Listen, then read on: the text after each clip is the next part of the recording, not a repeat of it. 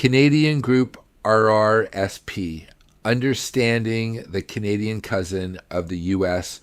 401k, written by Peter J. Merrick, TEP and Adrian C. Spitters, CFP, and narrated by Peter J. Merrick, TEP.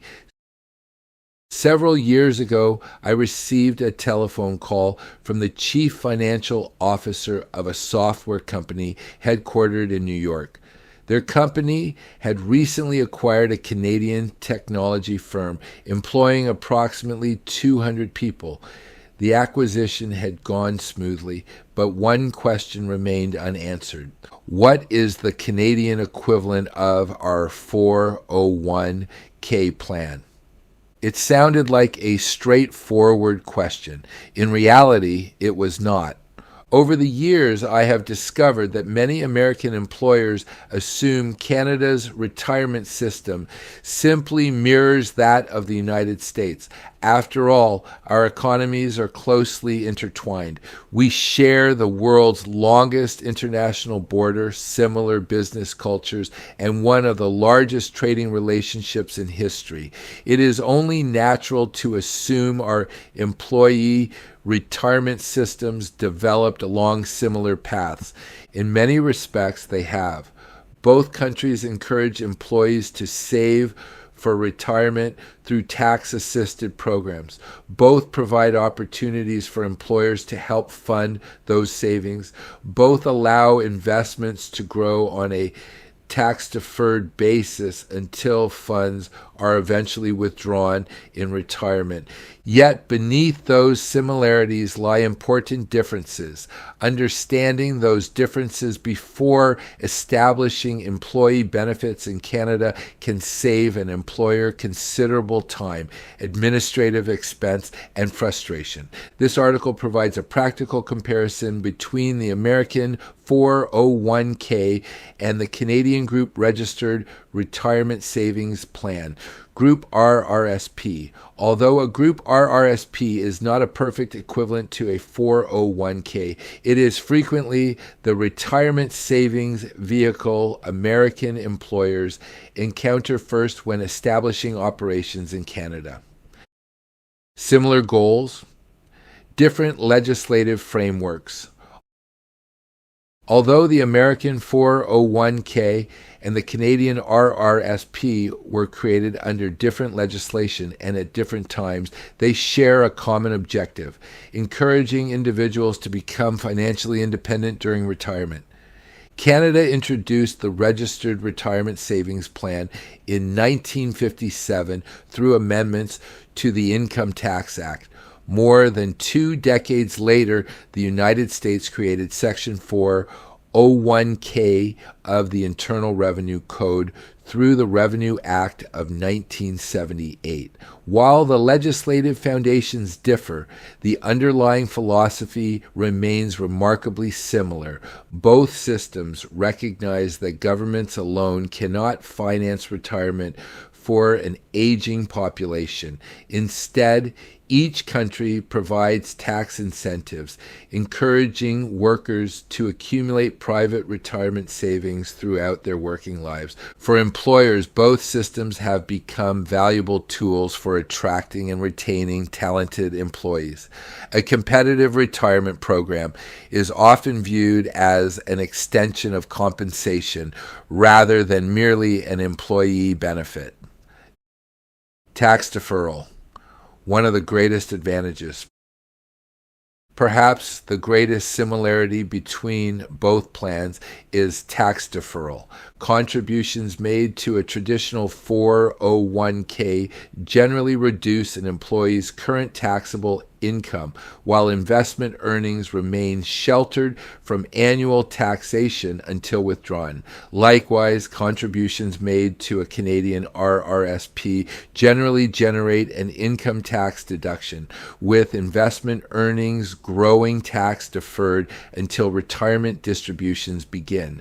This ability to postpone taxation allows investment returns to compound without the annual drag created by income taxes. Over a working lifetime spanning 30 or 40 years, that difference can be substantial. For many employees, the greatest asset is not necessarily the tax deduction itself. It is the discipline created by automatic payroll deductions. Retirement savings become systematic rather than dependent upon good intentions. Contribution limits.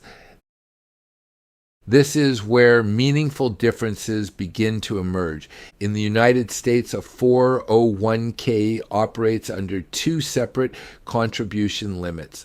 For 2026, employees may defer up to $24,500 of salary into a 401k, subject to compensation limits and plan provisions.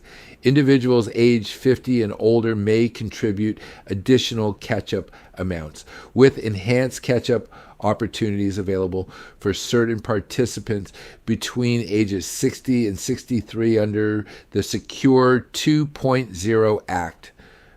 The combined annual employer and employee contribution limit is generally $72,000, excluding eligible catch-up contributions.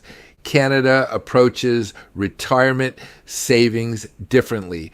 Rather than establishing separate employee and employer limits within a group RRSP, the Canada Revenue Agency measures retirement savings primarily through an individual's available RRSP contribution room. Generally speaking, RRSP contribution room equals 18% of the individual's previous year's earned income, subject to an annual maximum established by the federal government and adjusted periodically. Employer contributions made to a group RRSP generally consume the employee's available RRSP contribution room in the same manner as the employee's own contributions. For American employers, this distinction is important. An employer cannot simply duplicate its American matching formula without first considering whether Canadian employees possess sufficient RRSP contribution room to accommodate both employer and employee contributions. Employer matching. One of the reasons 401k plans have become so successful is employer matching. Many American employers encourage participation by matching a percentage of employee salary deferrals. The exact formula varies from employer to employer. Some match dollar for dollar up to a stated percentage of salary, while others use more complex formulas designed to encourage greater participation. Canadian Group RRSPs can also accommodate employer contributions. Employers commonly establish matching arrangements that mirror those found south of the border. For example, an employer may agree to contribute 50 cents for every dollar an employee contributes, or match contributions up to a specified percentage of earnings. From an employee's perspective, employer matching is often viewed as one of the most valuable components of an overall compensation package. Few investments produce an immediate return equal to receiving an employer contribution simply for participating in a retirement savings program. Vesting, a significant difference. Historically, one of the most noticeable distinctions between a traditional 401k and a group RRSP involved vesting. Employee salary deferrals made into a 401k always belong to the employee immediately. Employer matching contributions, however, may become vested according to the schedule established by the employer's retirement plan, subject to applicable U.S. law. Although many employers today choose immediate vesting, graduated vesting schedules remain common in certain plans. Group RRSPs operate quite differently because employer contributions are generally deposited directly into the employee's own registered retirement savings account. Those contributions ordinarily become the employee's property immediately. Unlike many qualified U.S. retirement plans, delayed vesting schedules generally do not apply within a traditional group RSP structure. For employees changing jobs, this immediate ownership provides greater portability. For employers seeking long-term retention, however, it removes one of the retention tools frequently found within certain American retirement plans. In Part 1, we examine the similarities between the American 401k and the Canadian Group Registered Retirement Savings Plan, Group RRSP. While both encourage long-term retirement savings through tax-assisted investing, they operate under different legislative frameworks and administrative rules. Understanding those differences becomes increasingly important once an American employer begins operating in Canada. Although the objectives are similar, the practical implementation often differs in meaningful ways. Portability and plan transfers. One characteristic shared by both retirement systems is portability. Employees rarely spend their entire career with one employer. As a result, retirement plans must accommodate changes in employment while preserving the tax-deferred status of accumulated retirement savings. In the United States, employees leaving an employer can generally leave their assets in the former employer's 401k plan, transfer them to a new employer's qualified retirement plan if permitted, or complete a direct rollover to an individual retirement account, IRA. When handled properly, these transfers generally do not trigger immediate income taxation. Canada follows a similar philosophy. Assets held within an individual RRSP, including those accumulated through a group RRSP, may generally be transferred directly to another RRSP or to other eligible registered retirement arrangements without immediate taxation, provided the transfer complies with the provisions of the Income Tax Act. This portability gives employees flexibility while allowing retirement savings to continue growing on a tax-deferred basis. For employers, portability also simplifies administration. Retirement assets belong to the employee and generally move with them throughout their working career. Accessing retirement savings before retirement. One of the most common questions American employers ask concerns employee access to retirement funds before retirement. Many 401k plans permit participant loans or hardship withdrawals. Whether these features are available depends upon the employer's plan document. While loans may provide temporary access to retirement assets without immediate taxation if repaid according to IRS rules, hardship withdrawals generally become taxable and may also be subject to additional restrictions depending upon the circumstances.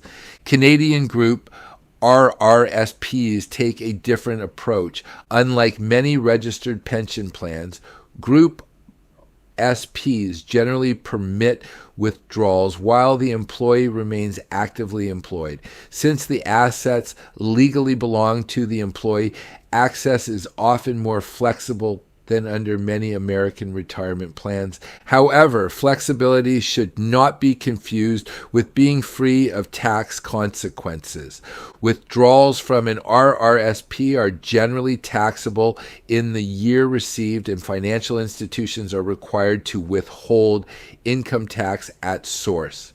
The amount withheld is simply a prepayment of tax. The employee's actual tax liability is determined when their annual income income tax return is filed. Many employers discourage early withdrawals by temporarily suspending future employer matching contributions or requiring a waiting period before matching resumes. These provisions are not imposed by tax legislation, but rather by the employer's plan design. Canada's Home Buyers Plan. Canada does provide limited opportunities for employees to access RRSP savings without immediate taxation. The most widely known is the Home Buyers Plan, HBP. As of July 2026, eligible first-time home buyers may withdraw up to $60,000 from their RRSP to purchase or build a qualifying home without paying tax at the time of withdrawal. Couples who both qualify may each withdraw up to $60,000, allowing access to as much as $120,000 toward the purchase of a home. This is not a tax-free gift from the government. Rather, it is an interest-free loan from the employee's own retirement savings. Repayments generally begin in the second calendar year following the withdrawal and must normally be completed over a 15-year period. If the required annual repayment is not made, the unpaid amount is included in the participant's taxable income for that year. American employers are often surprised by this provision because no direct equivalent exists within most traditional 401k arrangements. Lifelong Learning Plan. Canada has also provided a lifelong learning plan, LLP, allowing qualifying individuals to withdraw RRSP funds to finance eligible education for themselves, or, in certain cases, their spouse or common law partner. However, employers should recognize that retirement legislation evolves. Before communicating the availability or rules of any government program to employees, plan sponsors should confirm the current requirements with the Canada Revenue Agency or qualified professional advisors. As a general rule, employers should avoid becoming interpreters of tax legislation. Their role is to provide access to retirement savings plans and educational resources, not individualized tax advice. Payroll administration.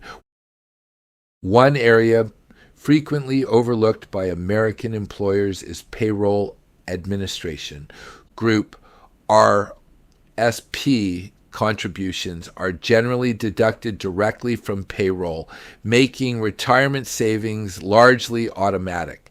From an employee's perspective, automatic payroll deductions remove much of the emotion from investing. Rather than attempting to save what remains after monthly expenses, retirement savings become a regular financial discipline. This behavioral aspect is often underestimated. In my experience, consistent contributions over 30 years typically produce better retirement outcomes than attempting to time investment markets or searching for the perfect investment strategy. Sometimes the greatest benefit of a retirement plan is not the tax deduction. It is simply creating the habit of saving. Fiduciary responsibilities.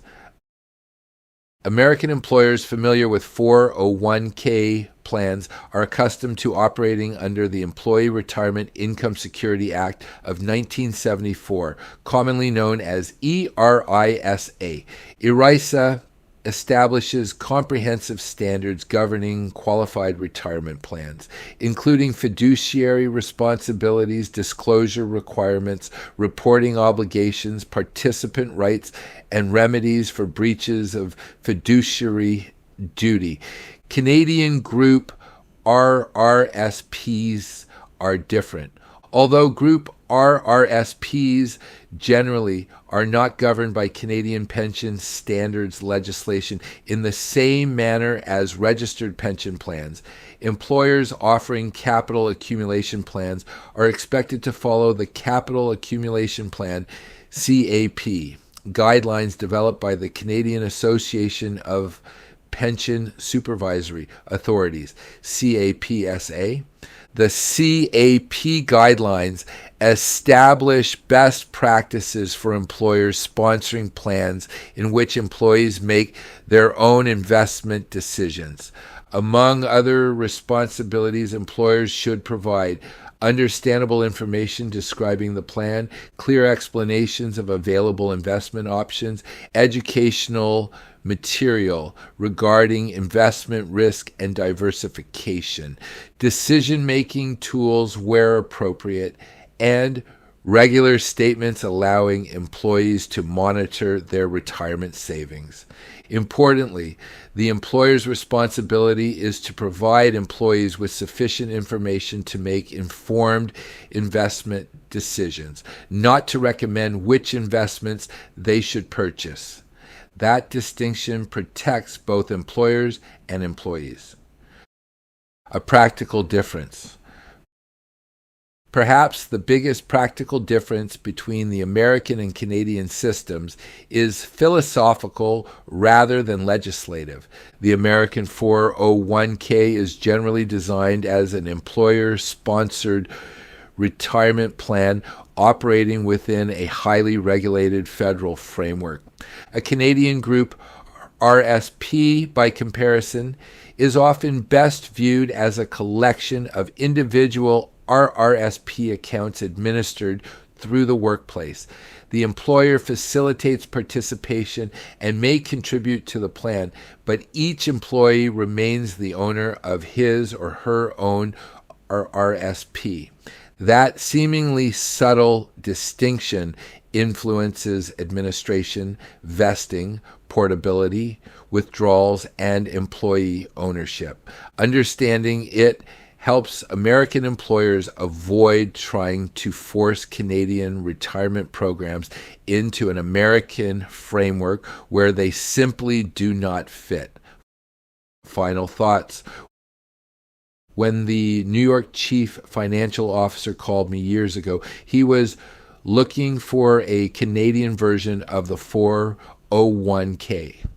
What he eventually discovered was something more useful. He discovered that while the Canadian Group RRSP shares many of the same objectives as the American 401k, it reflects a different legislative philosophy and a different approach to employee retirement savings.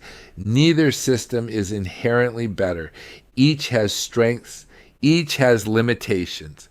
The important lesson for employers expanding across the Canada-US border is recognizing that retirement plans cannot simply be copied from one country to another. Tax law, employment law, payroll administration, regulatory expectations, and employee communication requirements all differ. Designing an effective Canadian retirement program requires more than selecting an investment provider. It requires understanding how the various components fit together and how they support both the employer's objectives and the employee's long-term financial well-being. After more than 3 decades advising businesses and professionals on cross-border planning, I have learned that the most successful retirement plans are rarely the most complicated. They are the ones employees understand. When people understand how a retirement plan works, they are more likely to participate. When they participate consistently over many years, the power of disciplined saving, tax-deferred compounding, and employer contributions begins to work quietly in the background. In the end, that is what retirement planning has always been about, not chasing the next great investment, not predicting markets, simply creating a disciplined process that gives people a better opportunity to retire with financial independence and peace of mind. Applying these ideas to your own situation. Many of the themes explored in this article are examined in greater depth in It Starts with Gold, co-authored by Peter J. Merrick, TEP, and Adrian C. Spitters, CFP. The book explores monetary history, sovereign debt, central banking, wealth preservation, ownership structures, and the role of gold and silver during periods of economic and monetary transition. It also provides the broader historical framework behind many of the themes discussed throughout this article. Readers who wish to continue exploring these ideas can subscribe to the Merrick Spitters Reset Report, an ongoing series of long-form investigations examining monetary history, wealth stewardship, economic transitions, family capital, precious metals, alternative investments, and the structural forces increasingly shaping the future of wealth preservation. If you would like to explore how these concepts may apply to your own family, business, farm, professional practice, or investment portfolio, we invite you to schedule a confidential introductory consultation. Together, we can discuss your current circumstances, long-term objectives, and the strategies available to help strengthen the stewardship, protection, and continuity of your capital.